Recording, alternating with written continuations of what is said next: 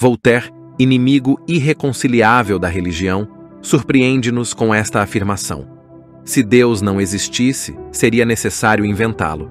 O pensador francês buscou enfatizar que Deus é absolutamente necessário, sem ele, nada seria possível. Infelizmente, muitas pessoas, por causa de sua ignorância, dizem que não acreditam na existência de Deus. Nosso objetivo não é analisar a Deus, é falar o que a Bíblia declara acerca de sua natureza e atributos. Aliás, quem jamais poderia analisar um ser infinito, eterno e que existe por si mesmo? Por isso, todas as afirmações que fizermos concernentes a Deus terão como base não a vã filosofia, e sim a Bíblia Sagrada. Mas afinal de contas, quem é Deus? Como se deu a sua existência? E o que a Bíblia diz acerca da natureza essencial de Deus? É exatamente o que vamos descobrir nesse vídeo. De acordo com o Salmo 33, o escritor sagrado apresenta de um modo maravilhoso sobre as grandezas de Deus. Utilizando-se de uma poesia elevadíssima, sintetiza um conhecimento essencial sobre o Todo-Poderoso. No entanto, o autor sagrado declara em poucas palavras que Deus é o Ser Supremo e que ele está no controle de tudo. A palavra Deus é a tradução do vocábulo hebraico Elohim. No grego, a palavra Theos é uma palavra no plural que sugere a existência de um ser infinito, perfeito e absoluto. Torna evidente que apenas a Bíblia Sagrada mostra que Deus é um ser supremo por excelência, criador dos céus e da terra. Gênesis 1 e versos do 1 ao 3 declara: no princípio criou Deus os céus e a terra. A terra, porém, estava sem forma e vazia. Havia trevas sobre a face do abismo, e o Espírito de Deus pairava por sobre as águas. Disse Deus: haja luz, e houve luz. E no livro de Apocalipse 4 e 11 afirma: tu és digno, Senhor e Deus nosso, de receber a glória, a honra e o poder, porque todas as coisas tu criaste, sim, por causa da tua vontade, vieram a existir e foram criadas.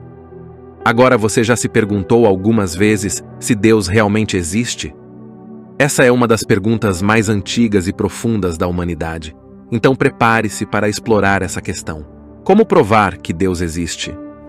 Quando os santos escritores, inspirados pelo Espírito Santo, puseram-se a registrar a revelação divina, nenhuma preocupação tiveram eles em provar a existência de Deus, pois o Todo-Poderoso fazia parte de seu cotidiano. Era inconcebível viver sem ele ou a parte dele.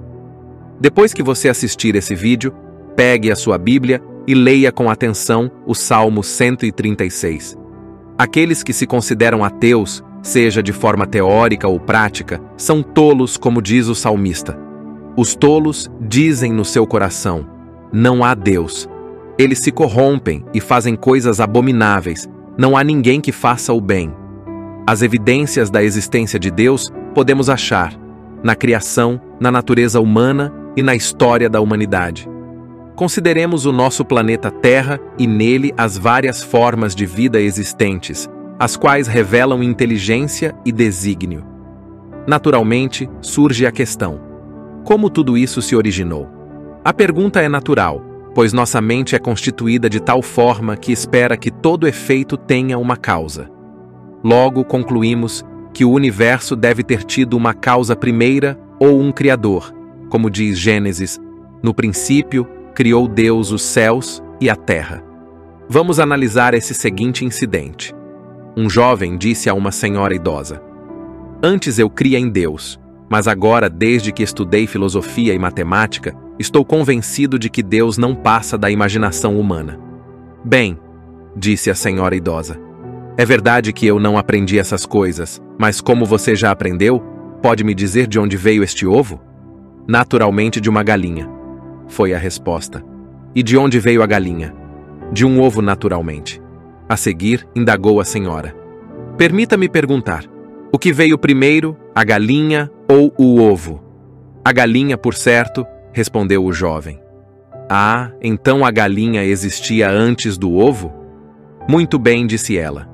Mas quem criou a primeira galinha de onde vieram todos os ovos e todas as galinhas? Que é que a senhora quer dizer com isso? Perguntou ele. Quero dizer simplesmente que aquele que criou a primeira galinha é aquele que criou o mundo, replicou a senhora. Veja, sem Deus, você não pode explicar sequer a existência de um ovo ou de uma galinha, e ainda quer que eu creia que você pode explicar a existência do mundo inteiro sem Deus.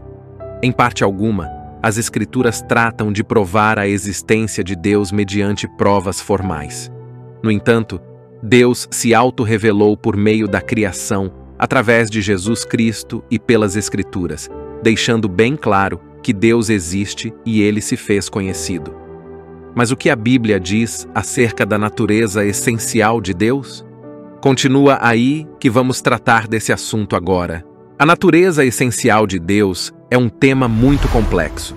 Sendo Deus um ser infinito, é impossível que qualquer criatura o conheça exatamente como ele é.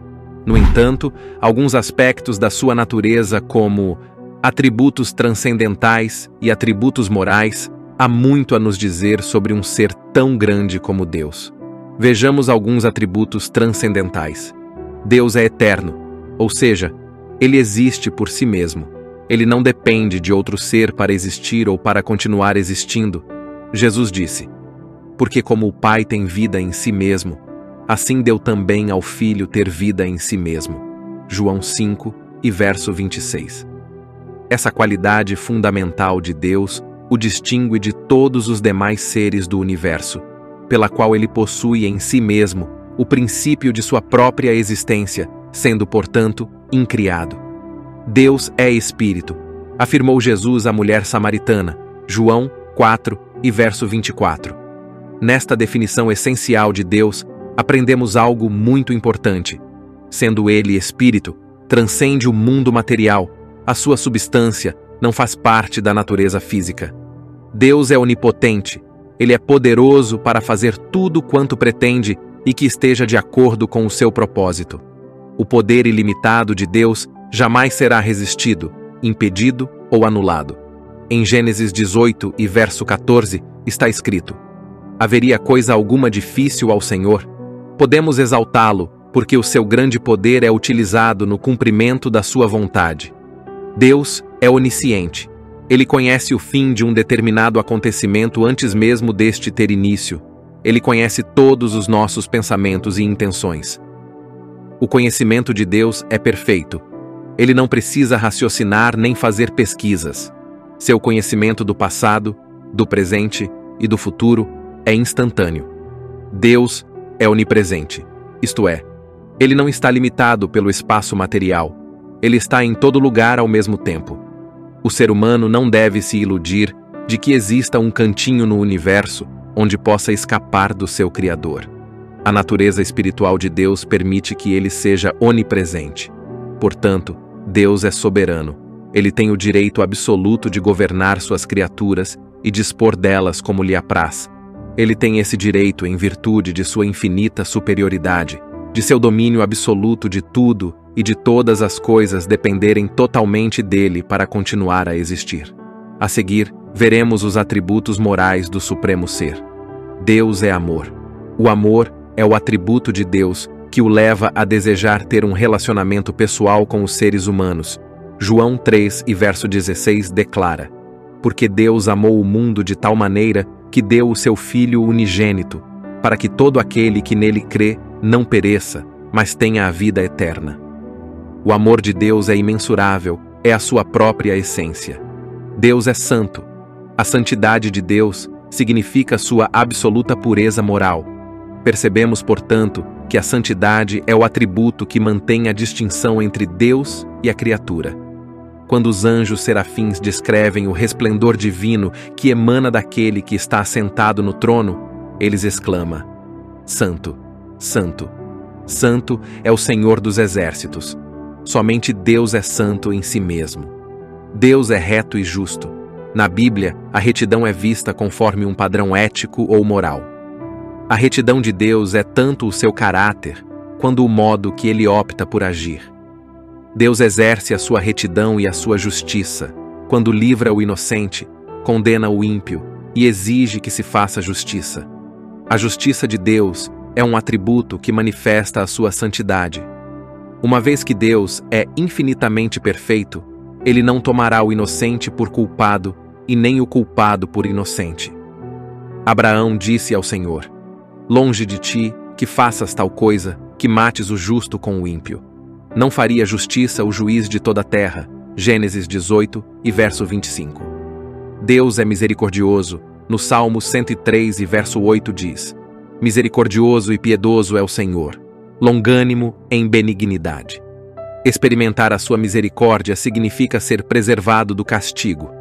A misericórdia de Deus é a bondade em ação, com respeito às misérias de suas criaturas e ao sentir compaixão por eles. Oferece alívio aos pecadores que se arrependem. A misericórdia de Deus manifestou-se de maneira preeminente quando ele enviou Cristo ao mundo. No curto espaço de tempo que dispomos, é-nos impossível explorar exaustivamente um assunto tão imensurável a nós mortais, a realidade do Supremo Ser. Acredito, porém, que todos já nos conscientizamos da grandeza e da infinitude de Deus. Sendo Ele, porém, o que é, não nos despreza e revelou-nos o seu grande amor, enviando o seu Filho Jesus Cristo para morrer em nosso lugar. E assim, passamos a conhecê-lo redentivamente. Não é possível conhecer completamente a Deus, entretanto, é possível conhecê-lo verdadeiramente pelas Escrituras. Agora, se você quiser saber a importância do ensino bíblico, clica nesse vídeo que estou deixando aí na tela. Por hoje é isso, um grande abraço e fique com Deus.